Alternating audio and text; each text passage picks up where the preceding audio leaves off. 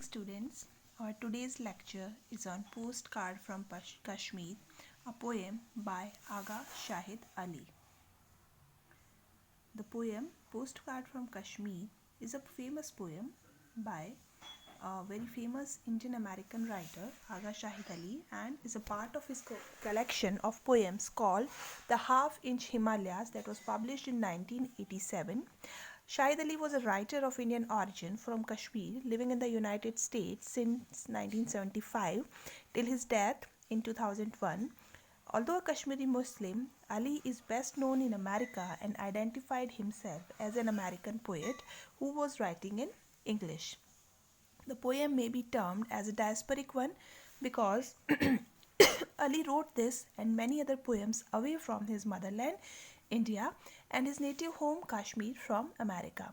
This poem has elements of loss of homeland and one's national identity, and also how being away from for so long has almost faded away one's memories regarding home. So, the poem Postcard from Kashmir. The poem begins with Kashmir shrinks into my mailbox. Kashmir, which is now we can imagine that the poet receives a postcard from his motherland Kashmir and he says it shrinks into my mailbox. It has been shrunk or it has been concentrated into my mailbox. He indicates that a postcard contains a photograph of Kashmir. Okay, so a place which the speaker still considered his home. So, my home, a neat 4x6-inch Himalayas. So, geographically, he is very distant from his home.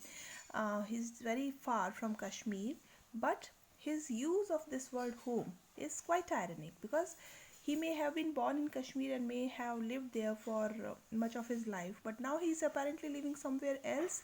So perhaps even in some Western countries such as United Kingdom or United States, he can feel that he is home by looking at the photograph of that Kashmir, of that homeland into that postcard.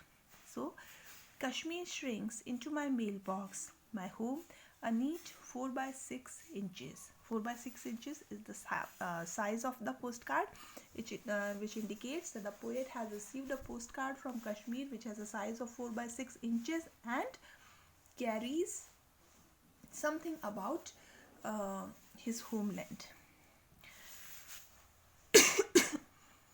I always loved neatness. Now I hold the half-inch Himalayas in my hand. So when we say that the poet says that he always loved neatness. So in any case, he mentions that cleanliness is a trait that emphasizes the irony that he can now hold the half-inch Himalayas in my hand. Because he loved neatness, he's carrying the half-inch Himalayas in his hand, the massive mountain range that has been reduced to a small tidy picture, which is surely not the kind of neatness the speaker truly desires, because the picture is neat, not necessarily it is neat where it actually exists. So one of the most impressive aspects of his homeland has thus been shrunken and made him to seem far less impressive and significant. So although the speaker holds the photograph or the postcard, this must be most intriguing and puzzling lines of the poem. Okay. The next coming two lines, this is again very puzzling lines. This is home and this is the closest I will ever be to home. This is home. This is my home. So what does the speaker mean? That is Kashmir from which this postcard belongs, from the place from which the postcard belongs, or from the place from which that poet Aga Shahid Ali himself belongs. Is that the home? If so, why does he say that this is the closest I will ever be to home? Why cannot he return to the home, and why cannot he say, one might assume that he means that he is unable to return to Kashmir. We can assume that when he says that this is the closest I will ever be to home, that he is unable to return to Kashmir, and so the postcard must suffice a poor substitute for an actual visit. Okay, so this is the closest I will ever be to home. This is what we can interpret by these lines. So these are very puzzling lines. Has he never seen his home, or has he come far from the home and now he cannot ever return, or he does not want to return? Okay, so this is a quite puzzling thing. So in the very next phrase, he says, he clarifies, okay, that why the visit of which he is talking, or why the returning to the home is inevitable. Okay, the speaker seems to contemplate an inevitable return. When I return, the color won't be so brilliant, the Jhelum's water so clean, so ultramarine. So when he says this is home, he actually means the unmentioned place, the unnamed place. Maybe we can say that he is presently residing maybe in the United States where he is staying. So this is home, and this is the closest to the home. So when he will return, the colors won't be so brilliant. Then he actually assumes that when he does actually return to Kashmir in real life, and not simply in his imagination, the real sights of the place will not live up neither to the picture of them presented in the postcard, or not the idealized memory of them in the speaker's mind, in the memory of the speaker. So when he left the place, when he left his home, Kashmir, it was somewhat different. It was somewhat more clear. It was somewhat more brilliant. It was somewhat more beautiful. But now, due to that, so much bloodshed and all, it has been, uh, the poet cannot suggest that actual memory he has in his heart, he has in his mind. What he actually has in his mind cannot he actually see in reality. So it's not that he cannot return to Kashmir. He can, but when he will return, he will not find the same colors or the same beauty of Kashmir he is seeing presently in this postcard or in this photograph. In the photograph it looks more beautiful, but in reality the things are different and it has become something else. So my love so overexposed, the love which is so overexposed into these lines about the Jhelum's clean water, ultramarine water, about the brilliant colors of the plain, the Himalayas or the land, Kashmir. So he says, my love so ever exposed and my memory will be a little out of focus. So in the closing line, he says, or he suggests, that his memory of Kashmir is unreliable and the Kashmir itself may have become something different, a giant negative black and white still undeveloped. So the last words, still undeveloped, are quite suggestive. They may imply that Kashmir is still in the process of development as a place, that it is at present still too polarized to live up either to the speaker's idealized memory of it or to the postcard's idealized presentation of its beauty. Maybe it's trying to move up to that place, or it has left that beauty and it has turned over something else. It has become something else. So his memory is little out of focus because he doesn't remember, is it actually like this as it is seen in the photograph, or it is something different actually. So when Shahid Ali writes of Himalayas, that is the world's tallest mountain range, which is shrunk down to a half-inch size on a postcard, that is when he says that this is my home, this is home, speaker's home, captured by a 4x6 card with an image of a place that exists now only in memories. And returning to Kashmir, he would not find that the air is, because the air must not be that crisp and the waters of Jhelum not quite so clean, and the negative of memory has been overexposed. Maybe the picture which is being, the negatives are the reels of pictures which used to be, in earlier times there were reels and negatives, and now we have digital cameras, we have mobiles through which we do not require those negatives and we can take direct prints of the photographs. So the paradox that underlies the fact that the speaker is delighted in the beauty of the half-inch Himalayas but is saddened by the fact that he can never return to that place, and the tension created by the arrival of the postcard In what ways does the postcard wrinkle the poet's memory and perception of home? See, basically, what the fact is that Kashmir is the most inflammable part between India and Pakistan, and due to the dispute, many native people of region migrated from here, and Kashmir, which is known as the heaven of the earth, still there are he is away from that homeland. So through this poem he tries to focus on the sentiment of the people of Kashmir who have left their homelands, and the nostalgia for the motherland, that is the central theme of the poem. So maybe there is a kind of quest for identity. So which is the home? When he says this is home in the opening line of the third paragraph, third stanza, sorry, this is home. So what is the home?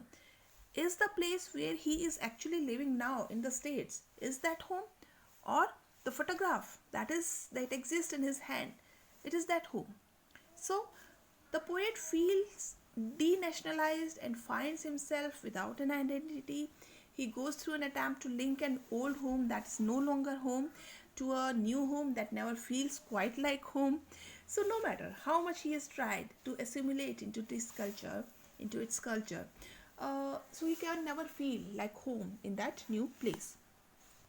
So actually Shahid Ali is an exiled Kashmiri who experiences that three kind of torments, that are the regret of ever having left his home, the pain of feeling like an outsider in America that has yet to come to a grasp with a diversified society, and the struggle of coming to terms with the changes that would have inevitably occurred in his absence in the homeland, that is Kashmir. So the inward battle is shown as he looks at the postcard photograph of Kashmir. The narrator is harshly awakened by to the reality of his displacement from home, as he sees that all that is left to his Kashmiri heritage is a 4 by 6 inch photograph, which is now only a faraway depiction of what used to be. What used to be, it actually does not exist there now. So when in 2001 he died, Ali was noted as a poet uniquely able to blend multiple ethnic influences and ideas in both traditional forms and elegant free verse. His poetry reflects his Indian, Kashmiri, and American heritages. Okay, so all these kind of things. So the word shrinks in Kashmir shrinks to in my mailbox. In the first line suggests the real grandeur. Kashmir diminishes to the tiny, delicate picture printed on the postcard. The home is in second line is a normal speaking, refers to a place where people are currently living in. Postcards are usually sent from a place people spend their holiday on. So yet interestingly, for this time the poet receives a postcard from his home Kashmir. So apparently the speaker has lost touch with his homeland, and the 4 by 6 inch postcard simply evokes his memories towards his birthplace. So in the third line he highlights the always loud neatness. So the adjective neat refers not only to the regular shape of the postcard but also the neat and harmonious Kashmir in the poet's memory.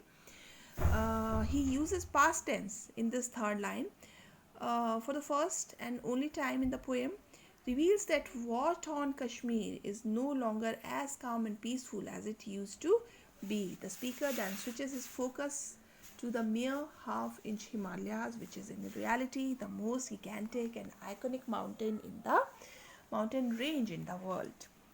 The poet deliberately uses the same kind of contrast to express the distances between Kashmir and where the speaker is. So the rhyming scheme, the internal rhyme, inches, neatness, Himalayas, and the alliteration, hold, half-inch, Himalayas, and hand, etc. are notable. The tone of the poem is getting increasingly serious and emotional from line 5. This is home and this is the closest I will ever be to home. So we can say what a powerful rhetoric repetition that emphasizes poet's deep affection toward the land he loves. Irony, the word closest. So it is saddening to know that the poet yearns to be home, but the chance to do so is thin. The poet continues to build up a bitter mood by imagining what Kashmir will be like when he returns. Torn by wars, Kashmir would not be so colorful, bloodshed, Chalem's water would not be so clean and ultramarine anymore. And the repeated use of so in lines 7 and 10, so ultramarine and so overexposed, intensifies the poet's pity and lament for the destruction of Kashmir. His emotion reaches at the climax at my love so ever overexposed. The poet intentionally separates overexposed from my love in order to achieve a rhetorical emphasis on his patriotic sentiment. Overexposed show how overwhelming the poet's nostalgic love to Kashmir is in a somehow distorted and explicit manner. Just like a piece of photography that are overexposed or that means too much light, giant and negative, the two adjectives help contrast the shrunken, idealized Kashmir in the postcard with the giant, grim one in reality. Black and white is a metonymy for things happened in the past. It's a contrast. It contrasts the stark color on the postcard. And the last sentence of the poem, as we see, negative, black and white, still undeveloped. Foods have so many commas. Okay. So this structure reflects that memories are just pieces of flashbacks and feelings that tangle together. However, in chanting, his memories are indeed messy and will gradually fade. On a final note, one should pay attention to the number of lines in his free verse poem. Surprisingly, there are actually 14 lines, which are identical to that in Shakespearean sonnet, a traditional format for love poems. So it is glaringly clear that the ultimate aim of the poem is to channel poet's unbounded patriotic love to Kashmir and the place he is proud to call it home. Thank you. Thank you very much.